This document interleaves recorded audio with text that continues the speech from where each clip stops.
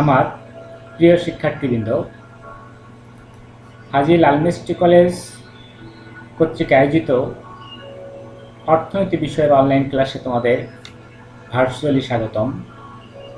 আশা করি তোমরা সকলেই ভালো আছো এবং সুস্থ আছো।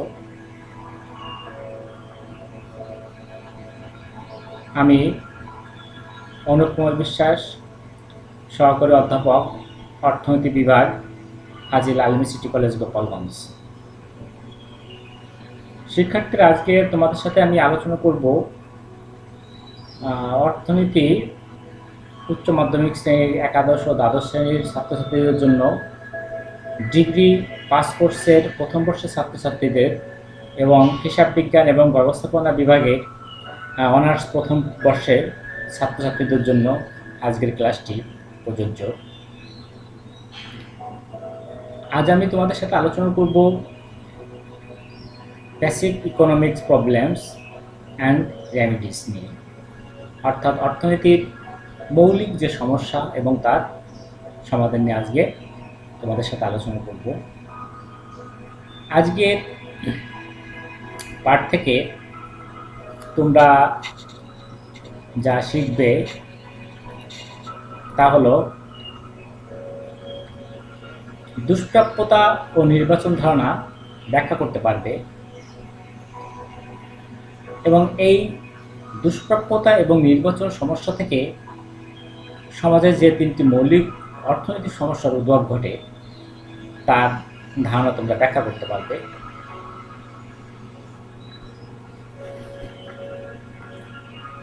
শিক্ষার্থীরা দেখো, মানুষের অভাব, প্রত্যাশা, চাওয়া, আকাঙ্ক্ষা এগুলো কিন্তু অসীম, কিন্তু এই অসীম অভাব পূরণের ক্ষমতা তথা যে সম্পদ রয়েছে সেটা সীমিত।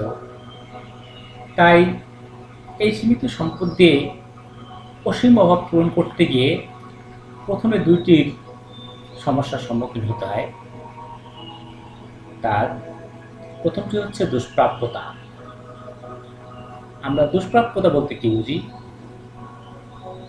সম্পদের স্বল্পতা বা অপ্রাচুর্যতাকেই আমরা দুষ্প্রাপ্যতা বলে অভিহিত করি, অর্থাৎ ভোক্তার সকল অভাব পূরণের উপযোগী দ্রব্যের প্রয়োজনীয় সম্পদের যোগান যদি পর্যাপ্ত না হয় তবে তাকে আমরা দুষ্প্রাপ্যতা বলব। প্রকৃতপক্ষে এই দুষ্প্রাপ্যতার কারণেই মানুষের জীবনে বিভিন্ন অর্থনৈতিক সমস্যার উদ্ভব হয়। এ প্রসঙ্গে অর্থনীতিবিদ এস্টোনিয়ার ও হেগের মতে অর্থনীতি মূলত স্বল্পতা এবং স্বল্পতার কারণে উদ্ভূত সমস্যা সংক্রান্ত বিদ্যা। এখন আমরা আলোচনা করব নির্বাচন নিয়ে। এই যে আমাদের যে অসীম অভাব, সেই অসীম অভাবের জন্য আমাদের সম্পদ যে সীমাবদ্ধ বা দুষ্প্রাপ্য, এখন এই দুষ্প্রাপ্য সম্পদেরটাকে দিয়ে আমরা আমাদের কোন ধরনের অভাব পূরণ করব সেটা নির্বাচন করা কিন্তু একটা সমস্যা। অর্থাৎ অভাব পূরণের জন্য যে সীমিত সম্পদ রয়েছে তা আবার বিকল্প ব্যবহারযোগ্য। এই অবস্থায় মানুষকে তার অভাবের তীব্রতা অনুযায়ী সম্পদের ব্যবহার বাছাই করতে হয়। এভাবে অনেক অভাবের মধ্য থেকে গুরুত্ব অনুযায়ী কিছু অভাবের বাছাইকে বলা হয় নির্বাচন, আর এটাই অর্থনীতিতে নির্বাচনগত সমস্যা। অধ্যাপক বেনহামের মতে economics problem arise because people are compelled to choose. অর্থাৎ অর্থনৈতিক সমস্যাটা উদ্ভব হয় কারণ মানুষকে পছন্দ করতে বাধ্য হয়, অর্থাৎ মানুষ পছন্দ করতে বাধ্য হয় বিধায় অর্থনৈতিক সমস্যাটা দেখা দেয়। অধ্যাপক জন মেয়ার কেইন্সের মতে দুষ্প্রাপ্য সম্পদের ব্যবহার এবং সমাজের আয় নিয়োগ ব্যবস্থার আলোচনাই হলো অর্থনীতির মূল বিষয়। এখন এই দুষ্প্রাপ্যতা এবং নির্বাচনের থেকে অর্থনীতিতে যে তিনটা সমস্যার উদ্ভব ঘটে সেটা আমরা আলোচনা করব। যে অর্থনীতির যে তিনটে মৌলিক অর্থনৈতিক সমস্যা, অধ্যাপক ওয়াল অ্যাডামস স্যামুয়েলসনের মতে দুষ্প্রাপ্যতা ও নির্বাচনজনিত সমস্যা থেকে সমাজে তিন ধরনের মৌলিক সমস্যার সৃষ্টি হয়।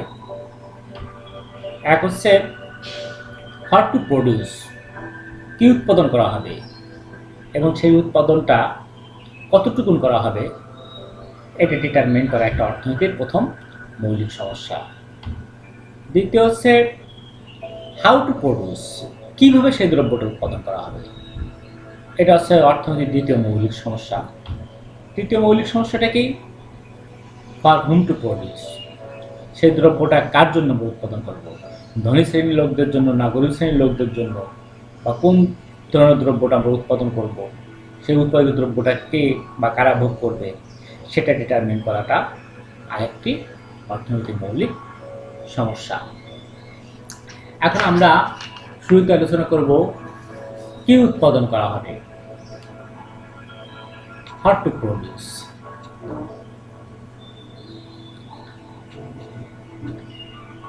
কি উৎপাদন করা হবে, আমাদের দেখা যায় প্রত্যেক সমাজেরই প্রথম যে মৌলিক যে সমস্যাটা সেটা হচ্ছে কি উৎপাদন করা হবে এবং কতটুকু উৎপাদন করা হবে সেটা নির্ধারণ করা।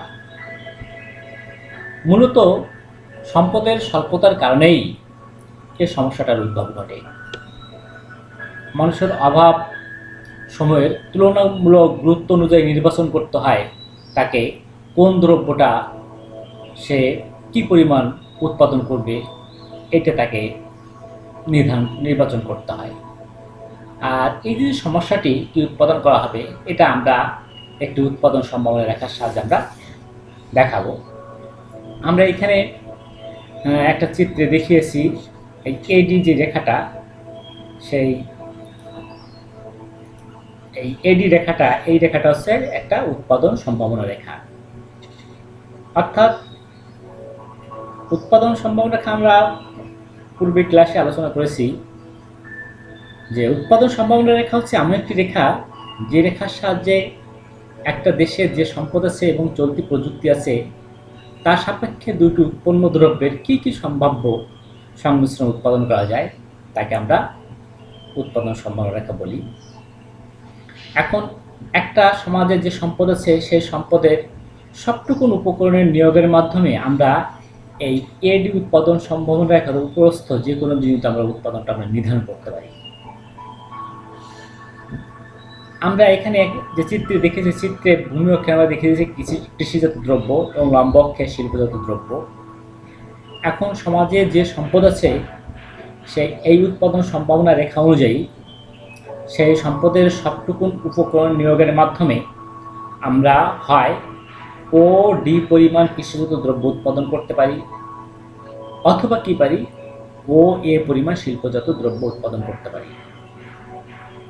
কিন্তু সম্পদের সীমাবদ্ধতার কারণে আমরা দুটো দ্রব্যই একই সাথে সর্বোচ্চ পরিমাণ অর্থাৎ ও ডি পরিমাণ কৃষিজাত দ্রব্য এবং ও এ পরিমাণ শিল্পজাত দ্রব্য একই সাথে উৎপাদন করতে পারি না। সেক্ষেত্রে হয় পারি আমরা ও ডি পরিমাণ কৃষিজাত দ্রব্য অথবা ও এ পরিমাণ শিল্পজাত দ্রব্য, অথবা আমরা এই উৎপাদন সম্ভাবনা রেখার উপরস্থ আমরা যে দুটো বিন্দু দেখিয়েছি বি বিন্দু এবং সি বিন্দুতে, এই বি বিন্দু ও সি বিন্দুতে ও আমরা কৃষি এবং শিল্পজাত দ্রব্যের বিভিন্ন সংমিশ্রণ উৎপাদন করা যায়। যেমন বি বিন্দুতে যায় OM2 পরিমাণ শিল্পজাত দ্রব্য এবং ON পর্যন্ত কৃষিজাত দ্রব্য, সি বিন্দুতে OM1 পরিমাণ শিল্পজাত দ্রব্য এবং ON2 পরিমাণ কৃষিজাত দ্রব্য উৎপাদন করা যায়।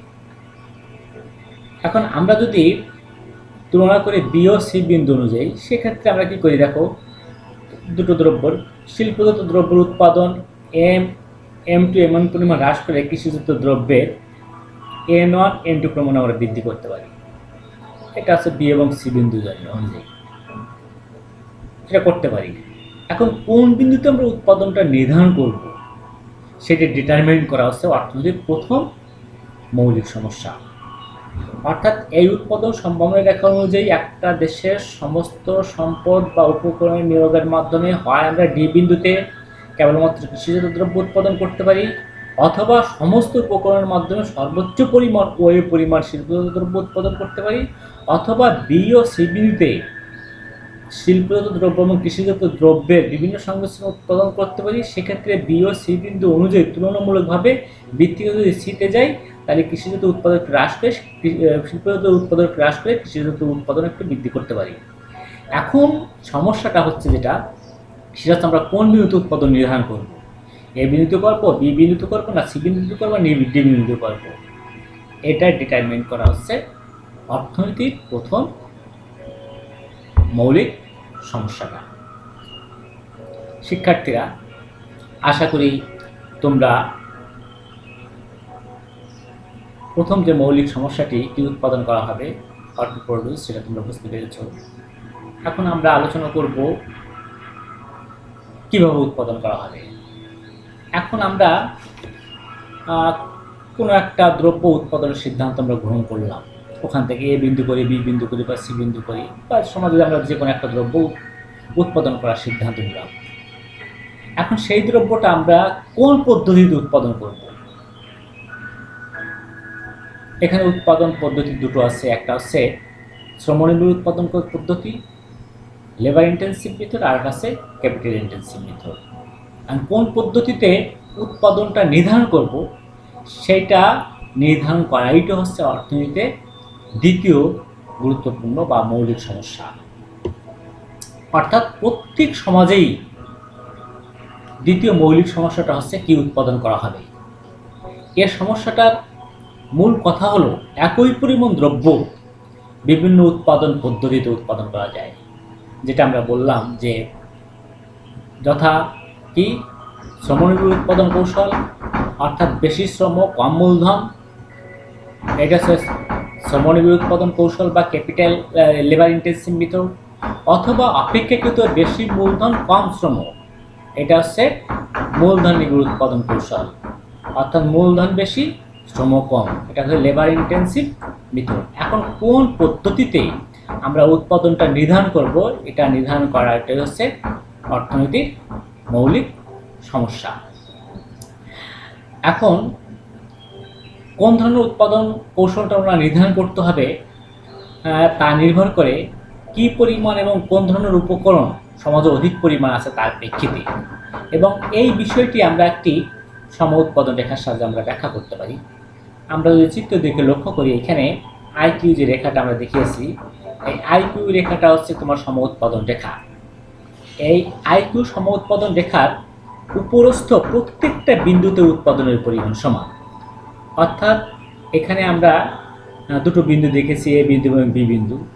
এ বিন্দুতে যদি যে উৎপাদন হবে বি বিন্দুতে ঠিক একই উৎপাদন হবে। এ বিন্দুতে উৎপাদন করলে এখানে মূলধন বেশি লাগে, ও কে টু শ্রম কম লাগে, ও এল ওয়ান। বি বিন্দু যদি উৎপাদন করা হয় তাহলে মূলধন হচ্ছে ও কে টু কম, শ্রম ও এল টু বেশি। এখন আমরা কোন বিন্দুতে উৎপাদন নির্ধারণ করব সেটা নির্ধারণ করা ওটা হচ্ছে সমাজের একটা দ্বিতীয় মৌলিক সমস্যা। তাহলে দেখো আমরা এইখানে যে সমোৎপাদন রেখা, সমোৎপাদন রেখার সংজ্ঞা বলি যে সমোৎপাদন রেখা হচ্ছে এমন একটি রেখা যে রেখার উপরস্থ উৎপাদনের বিভিন্ন উপকরণের সমন্বয়ে একই পরিমাণ উৎপাদন নির্দেশ করে। অর্থাৎ এখানে এই রেখার প্রত্যেকটা বিন্দুতে উৎপাদনে ব্যবহৃত বিভিন্ন যে উপকরণ আছে, উপকরণের সংমিশ্রণ বিভিন্ন, কিন্তু উৎপাদনটা একই। এখন আমরা এখানে চিত্রে দুটো উৎপাদন কৌশল দেখেছি। আমরা ভূমিরক্ষের উৎপাদন উপকরণ শ্রম এবং লম্ব অক্ষের মূলধন দেখিয়েছি। এখন এ বিন্দুতে ও হচ্ছে মূলধন নির্ভর উৎপাদন কৌশল, that is capital intensive method, আর এটা হচ্ছে ও বি হচ্ছে লেবার ইন্টেন্সিভ মেথড। অর্থাৎ ও এ উৎপাদন কৌশলে আমরা যদি এ বিন্দুতে উৎপাদন নির্ধারণ করি তাহলে আমরা মূলধন লাগে হচ্ছে ও এল ওয়ান এবং শ্রম লাগে ও এল ও কে ওয়ান, শ্রম লাগে হচ্ছে ও এল ওয়ান। অর্থাৎ এ কৌশলে মূলধন বেশি শ্রম কম, এটাকে বলা হয় মূলধন নিবিড় উৎপাদন, শ্রম নিবিড় উৎপাদন কৌশল। বি উৎপাদন কৌশলে এখানে মূলধন কম, কতটুকুন মূলধন ও কে টু, শ্রম বেশি, শ্রম কতটুকুন ও এল টু। অর্থাৎ ডি উৎপাদন কৌশলটা যদি আমরা অবলম্বন করি, মূলধন কম, শ্রম বেশি, কিন্তু উৎপাদন কিন্তু একই হবে। এ বিন্দুতে যে উৎপাদন হবে, বি বিন্দুতে উৎপাদন ঠিক একই হবে। এখন আমাদের সমস্যাটা কি? সমস্যাটা হচ্ছে এখন আমাদের যে কোন উৎপাদন কৌশলটা অবলম্বন করবো, এই কৌশলটা, ও এ কৌশলটা, না ও বি কৌশলটা অবলম্বন করব, সেটা ডিটারমিন করাই হচ্ছে অর্থনীতির দ্বিতীয় মৌলিক সমস্যা। এখন আমরা পূর্বেই আলোচনা করলাম যে যে দেশে যে সমাজে উৎপাদনের উপকরণটা সহজলভ্য এবং সহজে পাওয়া যায়, সস্তা, সেই দেশ সেই উৎপাদন কৌশল অবলম্বন করে। যেমন আমাদের দেশে শ্রম স্বাভাবিকভাবে সস্তা, মূলধন স্বল্পতা আছে, এই জন্য বাংলাদেশ সাধারণত ও এর উৎপাদন কৌশল অবলম্বন করবে। আর ওবি আর উন্নত দেশগুলো যেখানে তাদের পর্যাপ্ত মূলধন আছে কিন্তু শ্রম কম, তারা আছে ও এ উৎপাদন কৌশলটা গ্রহণ করবে। এখন এই দুটো কৌশলের মধ্যে কোন কৌশলটা নির্ধারণ করা হবে এটা নির্বাচন করাটি হচ্ছে অর্থনীতির দ্বিতীয় মৌলিক সমস্যা। এরপরে আমরা আলোচনা করব কার জন্য উৎপাদন করা হবে। এখন উৎপাদন করলেই কিন্তু মানুষের সমস্ত অভাব পূরণ হয় না। আমরা যে দ্রব্যটি উৎপাদন করবো, সেই উৎপাদন ধনী শ্রেণীর জন্য করবো না গরিব শ্রেণীর জন্য করবো, এবং এর সাথে কিন্তু বন্টন ব্যবস্থাটা কিন্তু জড়িত। অর্থাৎ উৎপাদন করলেই মানুষের সকল অভাব কিন্তু পূরণ হয় না, বরং উৎপাদিত দ্রব্য সামগ্রী মানুষের অভাব কতটা পূরণ করবে তা নির্ভর করে দেশের বন্টন ব্যবস্থার উপর। অর্থাৎ উৎপাদিত দ্রব্য সামগ্রী সমাজের বিভিন্ন মানুষের মধ্যে কীভাবে বন্টন করা হবে তা নির্ধারণ করা প্রয়োজন। সুতরাং উৎপাদিত দ্রব্য সামগ্রী কোন পদ্ধতিতে জনগণের মধ্যে বন্টন করা হবে তা নির্বাচন করা একটি অর্থনীতির মৌলিক সমস্যা। তাহলে শিক্ষার্থীরা, আশা করি তোমরা কি উৎপাদন করা হবে, কীভাবে উৎপাদন করা হবে এবং কার জন্য উৎপাদন করা হবে সেটা তোমরা বুঝতে পেরেছ।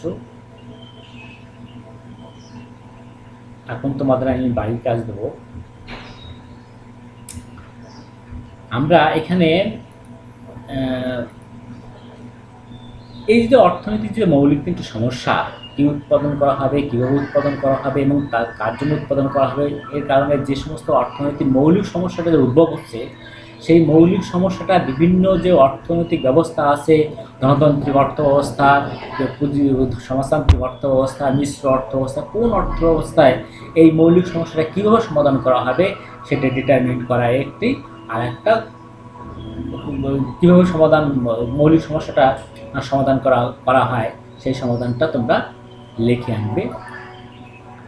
আজ এই পর্যন্ত। সকলে ভালো থাকো, সুস্থ থাকো, স্বাস্থ্যবিধি মেনে চলো। তোমাদের সকলকে ধন্যবাদ। Peace be to all.